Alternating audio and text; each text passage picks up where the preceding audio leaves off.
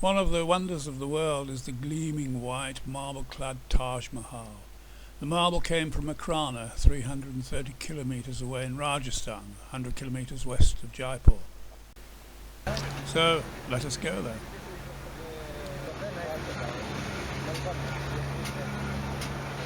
The marble occurs in the Aravalli ranges, where the dip of the strata is near vertical. Consequently, the mines, or quarries, excavate downwards, some reaching a depth of 250 metres. Rajasthan produces more than 95% of India's marble, which amounts to about 5 million tonnes annually, of which perhaps 10% is exported mostly as dimension stone. Another suite of marble quarries can be found 220 kilometres southwest of Makrana, near Udaipur. Even the dry stone walls here are made of marble. We visit an NGO to organise a visit to the Vijay marble quarry, one of more than 3,000 mines in the Aravalli ranges, not all of which have a valid mining licence. We pass many quarries en route to visit this mine.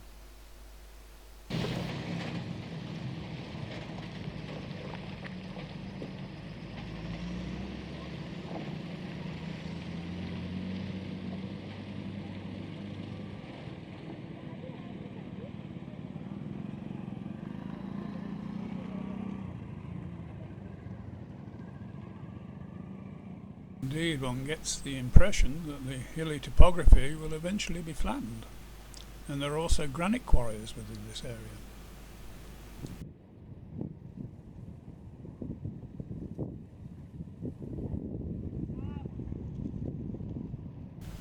One wonders how long this building is going to survive.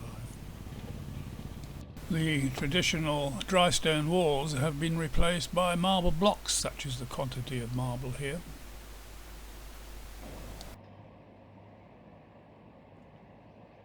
This is the Vijay quarry, viewed from the mine office.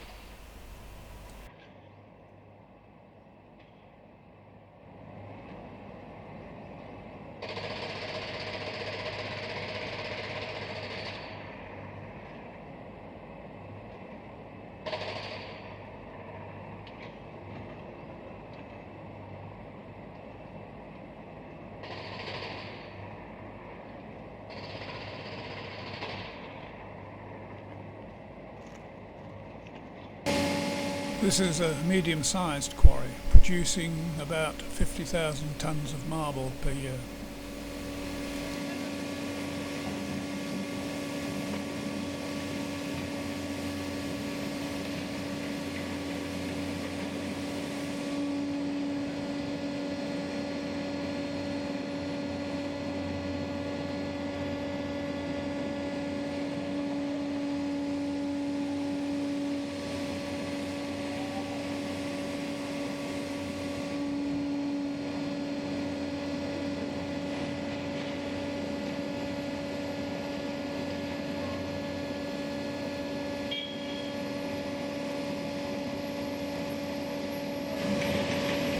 The workers are illiterate or have not progressed beyond primary school.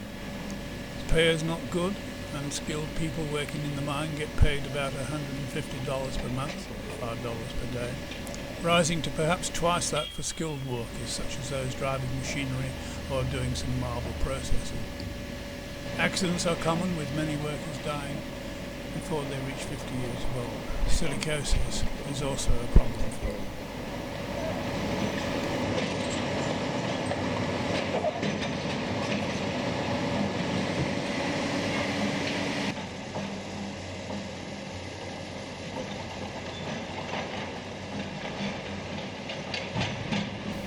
Where possible, the marble is cut into cubical blocks, which can be up to 3 metres on a side and weighing about 60 tonnes, to maximise the recovery of dimension stone.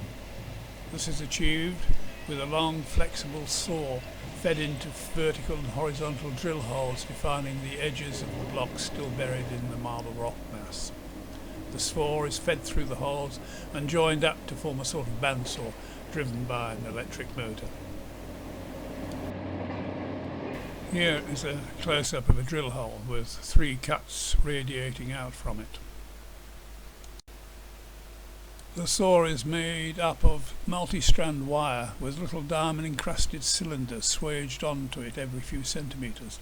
The saw can be 20 metres long or more. Here we can see one of the cubical blocks at pit bottom, and behind it a wire saw going into the rock, cutting out the next block. Top left is an irregular block, a luffer, the nose of which is being trimmed by another saw. Seems to be little concern for workers' safety, certainly as compared to Western requirements. The worker climbing onto the luffer is trying to direct water down into the saw cut. The heat in the quarry is very noticeable, with the glare from the exposed marble walls adding to the intensity of the heat from the sun. The manager said that the water being used in the bottom of the pit gave rise to a cooler microclimate. The marble blocks are loaded onto a truck. Each block weighs perhaps about 7 tons. They are delivered to a marble processing plant down on the highway some several kilometres away.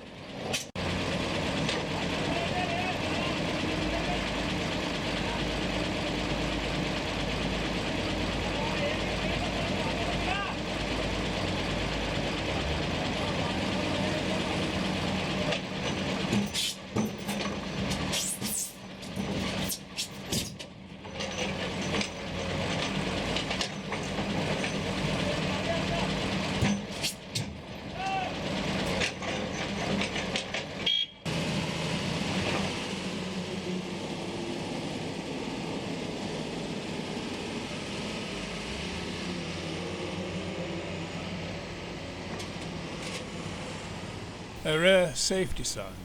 It translates as "safety is life," but how many can read it?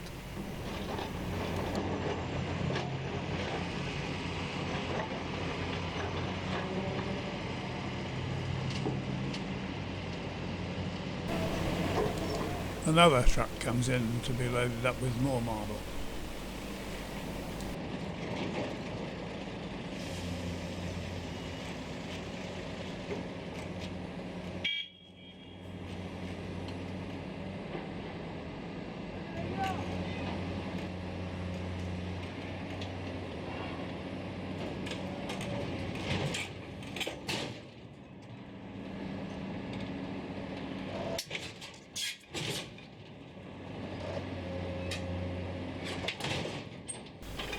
As we leave the quarry, thanks to Asta and his colleagues for making this video possible. A panorama of a marble moonscape.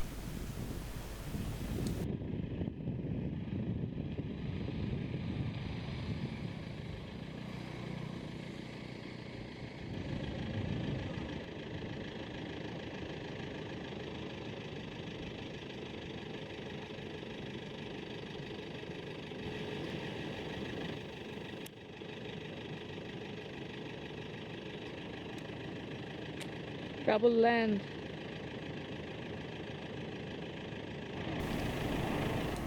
On the way back to Udaipur, we passed the largest marble quarry in the district, formed from a number of contiguous leases.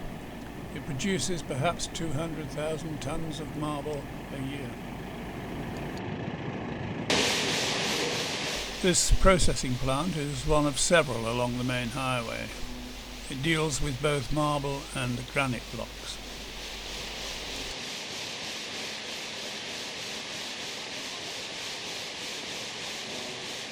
The marble blocks are first trimmed, if uneven, and then split into slabs of dimension stone using a gang saw.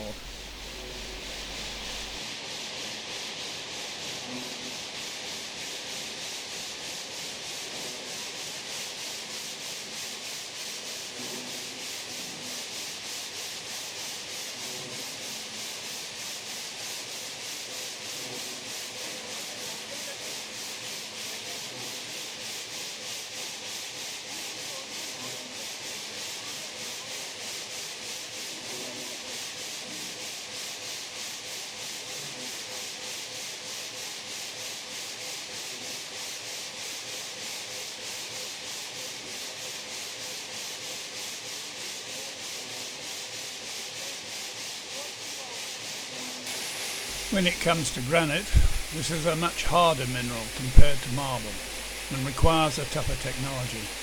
Here a single-bladed diamond saw slices slowly through the granite block.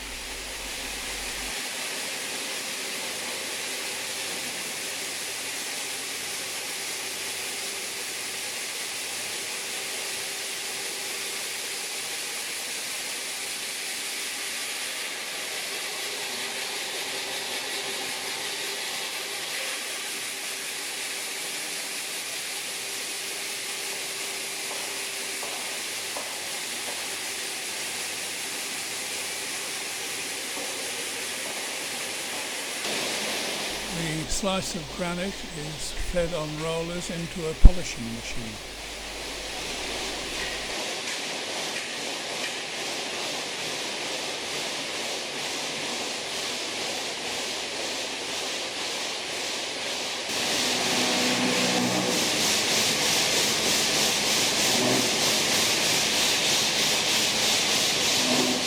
Marble is not polished at this particular finishing plant.